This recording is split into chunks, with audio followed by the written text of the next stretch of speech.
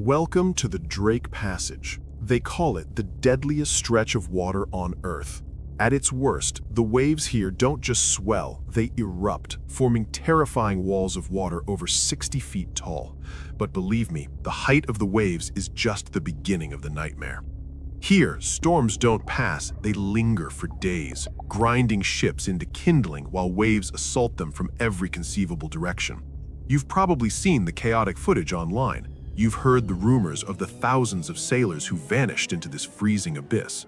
With a reputation like that, you'd assume the history books are overflowing with detailed accounts of shipwrecks and survival. But the chilling truth is, the details are almost non-existent. Today, we are diving into the black waters of the Drake Passage. We'll uncover why it's so notoriously lethal, examine the few harrowing incidents that were recorded, and explore the dark role Antarctica plays in these maritime mysteries. And most importantly, we'll answer the most unsettling question of all. Why, despite over 10,000 lives lost, is there almost no record of how they died? Viewer discretion is strongly advised. Let's start with something recent.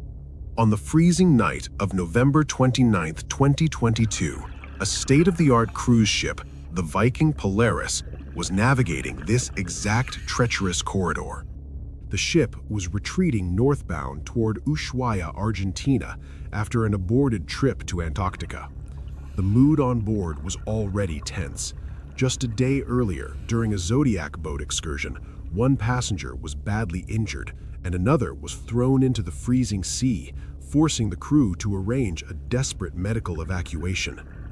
By the time the massive vessel entered the open, unforgiving waters near Cape Horn, everyone aboard knew this voyage was cursed, but they had no idea that the real horror hadn't even started. Without a single warning from the advanced radar, a colossal wall of water slammed directly into the side of the ship. It was a localized apocalypse. Inside the luxury cabins, reinforced windows instantly shattered inward, turning thick glass into lethal shrapnel.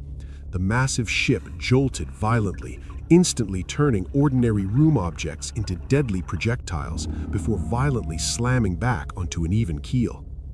In the aftermath of that single catastrophic impact, a 62-year-old American woman lay dead, struck with unimaginable force by the flying debris. 4 others were badly injured. As the crew scrambled to secure the breached hull and treat the bleeding, the ship limped toward Argentina. From the outside, the Polaris just looked a bit battered, but inside, it was a war zone. This wasn't a normal swell. It was an infamous rogue wave, a terrifying ocean phenomenon that science still barely understands. Rogue waves don't play by the rules. They don't follow the wind or the current. They rise suddenly from nowhere, towering dozens of feet above the surrounding sea, described by survivors as vertical, fast-moving walls of violent water. For centuries, sailors' tales of these monsters were dismissed as sea-drunken myths. Only recently have instruments proven that these leviathans are terrifyingly real. What makes the Viking Polaris incident so chilling is the context. This was a modern, reinforced polar vessel equipped with satellite forecasting and crewed by veterans. Yet a single, unpredictable wave was enough to shatter its defenses and claim a life. She didn't know it, but that passenger joined a long, dark list of victims claimed by the Drake Passage. So what exactly is the Drake Passage? It's the brutal stretch of ocean separating the southern tip of South America from the frozen wasteland of Antarctica. It is the inescapable toll booth for any ship heading to the southern ice. There is no detour. Once you leave the shelter of land, there is no turning back. Its reputation for terror predates modern engines by centuries. Why? Because it is completely, violently exposed. For hundreds of miles, there is nothing to break the wind, the currents, or the swelling sea. Storms materialize out of thin air, ice forms in minutes, and rogue waves lurk in the dark. It is one of the most violently energetic bodies of water on our planet, and the reason for that is written deep in geological history. Millions of years ago, Antarctica and South America were locked together. When tectonic forces finally ripped them apart, they opened a deep water channel. This birthed the Antarctic Circumpolar Current, a massive, unstoppable river within the ocean that circles the globe, and it flows straight through the Drake Passage. Unlike any other current on Earth, nothing stands in its way. No continents, no islands. It races west to east, gathering unimaginable momentum. When this astronomical volume of water, easily dwarfing the Amazon River, is forced through the 600-mile-wide bottleneck of the Drake Passage, it accelerates violently. Add to this a staggering average depth of 11,000 feet, which allows monstrous waves to build and travel without ever scraping the bottom to lose energy.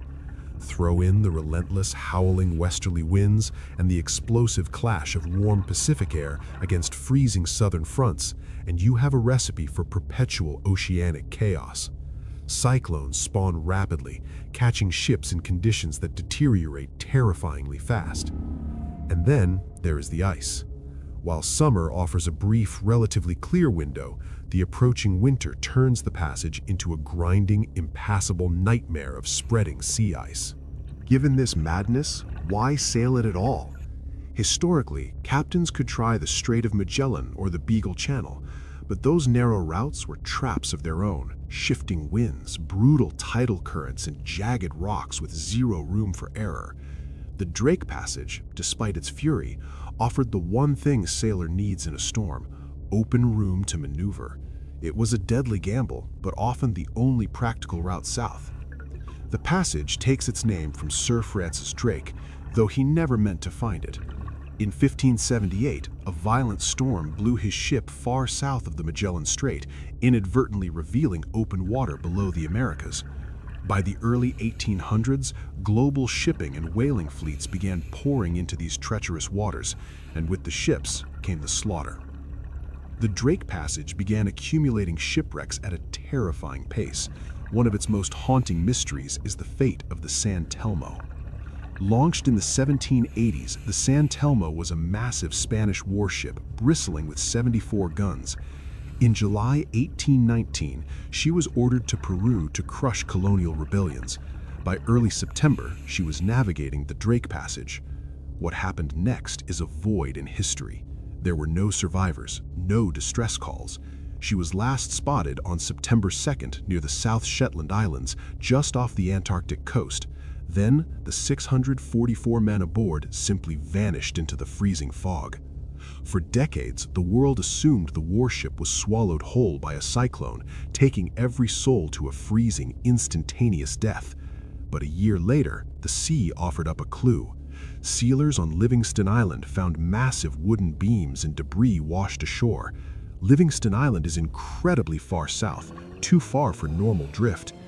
In 1960, an Argentinian expedition found more wreckage on that same bleak coast, matching early 19th century Spanish naval construction.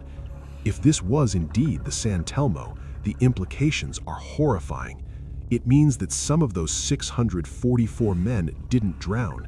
It means they survived the wreck, dragged themselves onto the freezing shores of an undiscovered continent, and became the first humans to set foot on Antarctica, only to slowly freeze and starve to death in absolute, utter isolation.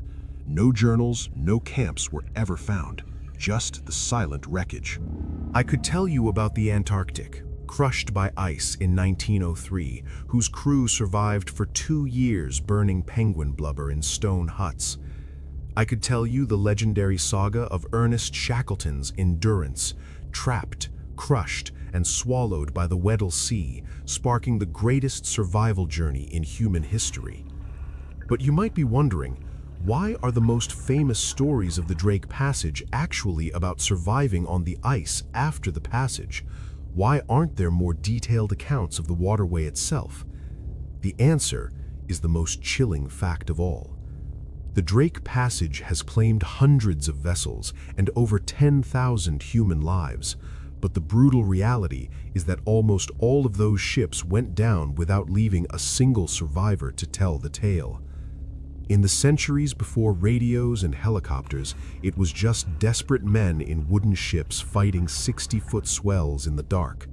When the ocean claimed them, there was no rescue. There was no one left to remember their names, let alone record how they died.